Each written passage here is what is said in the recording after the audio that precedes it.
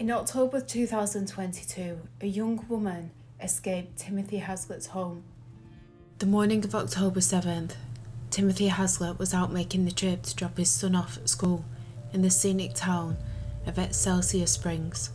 Haslett has lived in his home since at least 2017 with his dog and son, but his neighbours were about to learn his dirty little secret. For the last month, Haslett had been keeping a young woman captive in his basement. At 7:45 in the morning, the woman had seen the opportunity to break free and had waited for him to leave to do the school run. After he had left, she broke free and ran along the street banging on the neighbours' doors for help. An elderly neighbour saw that she was in distress and let her in, giving her a blanket and some food because she appeared weak and shaken. So I opened the door for her, and she came in and she says, I have been held hostage since September. She was shaking, so I mean from her toes to her top of her head, she was shaking so bad. She was so afraid he was going to show up. Never doubted her story for 1 minute. Police quickly arrived at Rose's granddaughter, Sierra Tharp's home. Put a blanket around her, and then later I went in and got her some muffins that come, those little bitty muffins that come in a bag. I gave her a couple of those and some water. Rose believes she was meant to answer the door that day. I helped her. I did the best I know how. And like I say, I think the good Lord put me there. The police, if it was okay. Is it okay if I sat down beside her and give her a hug and hug her? And he said yes. So I just sat there and held her. Rose says the woman told her she celebrated her birthday while being held against her will. We went and bought her a blanket, throw blanket and a little pillow. And I bought her a birthday card to give to her, and we took it to the police station. A huge investigation was now underway, with no stone being left unturned in the property. Every measure was being taken to collect as much evidence as possible and to search for any human remains. Neighbours came forward and spoke about how unfriendly Haslett was, but they had never thought anything like this would happen on their doorstep. Got a little boy, but he has a drone that he would use a lot, but no, I actually just spoke to him one time over the summer.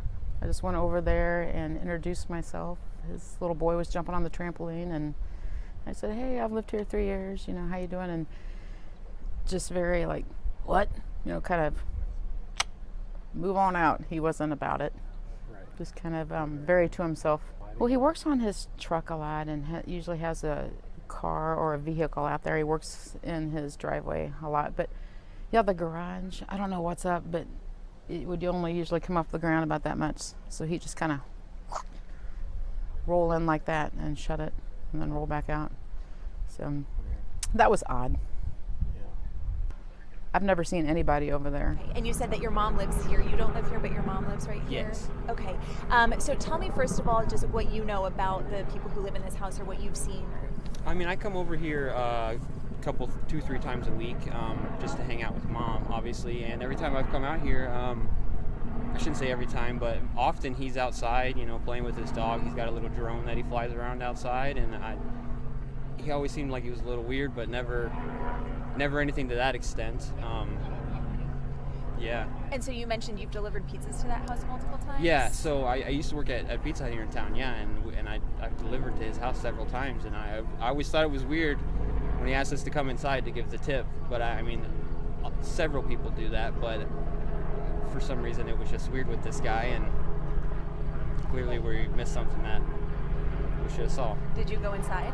Yeah, just into the living room, not very far in, just right inside the doorway usually. When you say weird, is it just a bad vibe? Or did Yes, exactly. Just quiet. You know, not someone that would invite you into their living room and then not talk. People usually invite you into their living room, they want to talk to you or something, you know, he would be silent after I walk in there. It's just, he's a weird guy. Yeah. So I know we're still waiting for confirmation from police, but we at least know they're investigating a kidnapping and sexual assault. So what's your reaction to what we do know so far? It's insane. I can't imagine I can't believe that happened in this neighborhood. Nothing like that's ever happened around here as far as I'm aware, and it just blows my mind. Sorry. Just can't imagine how it could happen. Yeah, knowing that you've been there and you've been in that house, I mean, how does that make you feel, or what's your reaction? Since I've heard about this all this morning, I was sitting at work earlier thinking about it. Like, I wish I would have caught something, saw something that was off, weird. I don't know how long it's been going on for, but I've delivered pizzas to him for a few years, and as news broke, other people were coming forward about their concerns about other missing young women in the area and felt that their cases were never taken seriously. What has your communication been with police since then? None.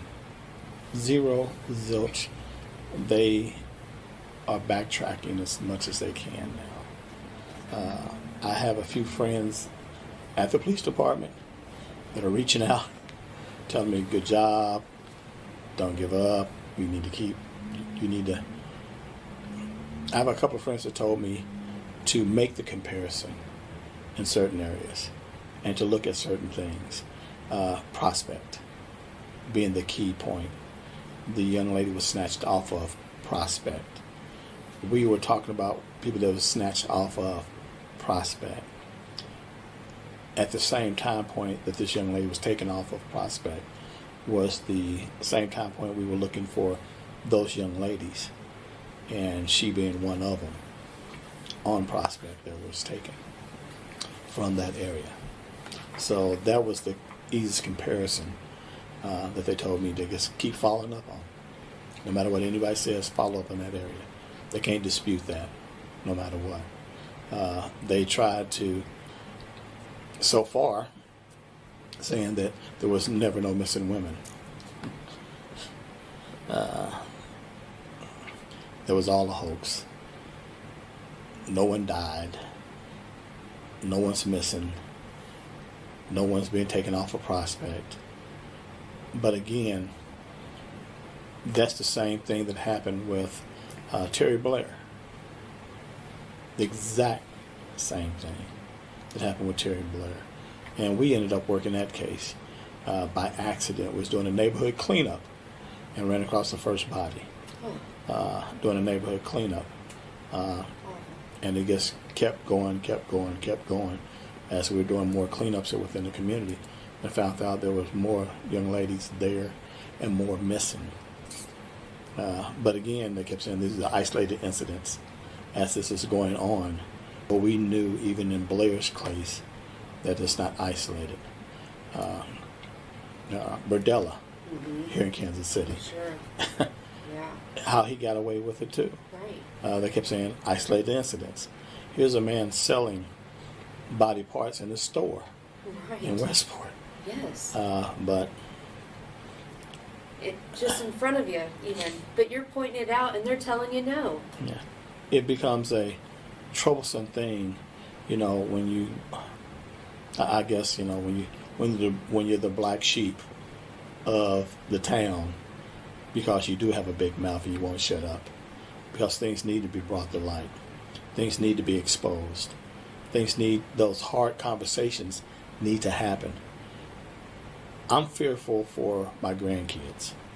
That's why I do what I do. It's for my grandkids, for the next generation coming up.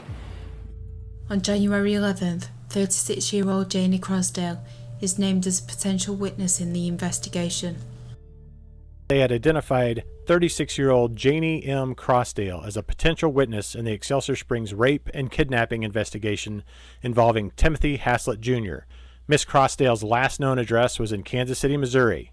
Police have been unable to locate Miss Crosdale, but they believe she has information about the investigation, and they're asking her to contact them as soon as possible. If anyone has any information regarding Miss Crosdale's whereabouts or how she can be contacted, please reach out to the TIPS hotline at 816-474-8477. On February 14th, Haslett was brought before the grand jury and charged with 9 felonies. Did arrest Timothy Haslett Jr. And officers say a 911 caller reported that the woman had a rope around her neck. It happened at a home near Old Orchard Street and Don Shelton Boulevard in Excelsior Springs. The woman told police she had been kidnapped and sexually assaulted. She also told police she was able to escape and claims she may not have been the only woman that was held against her will in that house. You may remember that there were reports on social media that women were disappearing from Kansas City's urban core. At the time, Kansas City police denied that those reports had any validity. Now, Haslett continues to be held on $500,000 bond. He was evicted from his home in court proceedings earlier this week. A preliminary hearing for Haslett is now scheduled for December. Months after, in June 2023, Jaynie Crosdale's body was found. The family of a woman pulled from the Missouri River is speaking with Fox 4, saying they believe she was more than a witness in a kidnapping and rape case out of Clay County. The suspect in this case is Timothy Haslett. He's charged with several felonies after a woman escaped from his house. Prosecutors say she'd been kidnapped and bound and held there. In the months after the charges, investigators started searching for Jaynie Crosdale as a key witness against him. Fox 4's Malik Jackson's at the Clay County Courthouse now after speaking with her family. Malik? Yeah, John and Lauren, they say that maybe Jaynie Crosdale is a witness in this case, but they also believe that she is a victim of Timothy Haslett's, and they say indeed Jaynie Crosdale was loved. If you enjoyed this video, please take the time to like and subscribe. Thank you.